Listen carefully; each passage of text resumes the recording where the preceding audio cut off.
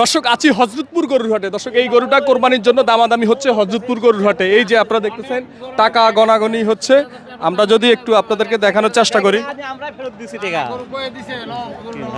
দামাদামি হচ্ছে। 1,52,000 বেচলাম। 1,52,000 বিক্রি হয়ে গেছে। আলহামদুলিল্লাহ দর্শক, গরুটা কিন্তু 1,52,000-এ বিক্রি হয়ে গেল হযরতপুর গরুর হাটে। মাশাআল্লাহ, অনেক সুন্দর একটি গরু বিক্রি হয়ে গেল। গরু কি আপনার? জি। আচ্ছা, দাম চাইছিলেন কত?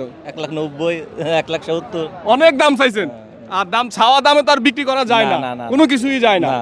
আচ্ছা, শেষ পর্যায়ে বিক্রি করছেন 1,52,000। 1,52,000 দিয়ে কিনে নিছে মনে হয় আমাদের এই ভাই, উনি কিনে নিছে। কেমন গরুর দাম কেমন একটু বলেন তো?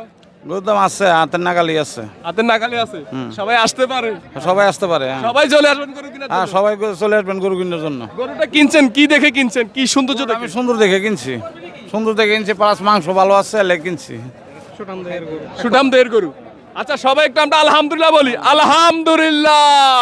দর্শক বিক্রি হয়ে গেল, খুশি মনে বিক্রি করছেন? আলহামদুলিল্লাহ, হ্যাঁ, খুশি মনে। আচ্ছা দর্শক, আমরা যদি ভালো করে একটু দেখাই আপনাদেরকে তাহলে বুঝবেন। একটু সুন্দর করে গরুটা দেখাও। শেষ আরেকটা দাম, মানে দামটা বলে দেন। দাম চাইলাম 2 লাখ, 1,70,000, 1,80,000, এখন 52,000 টাকা বিক্রি করে দিলাম। 1,52,000-এ অনেক সুন্দর একটি গরু বিক্রি হয়ে গেছে। দর্শক ভালো থাকবেন, সুস্থ থাকবেন। আজকের জন্য এখানেই বিদায় নিলাম। আল্লাহ হাফেজ।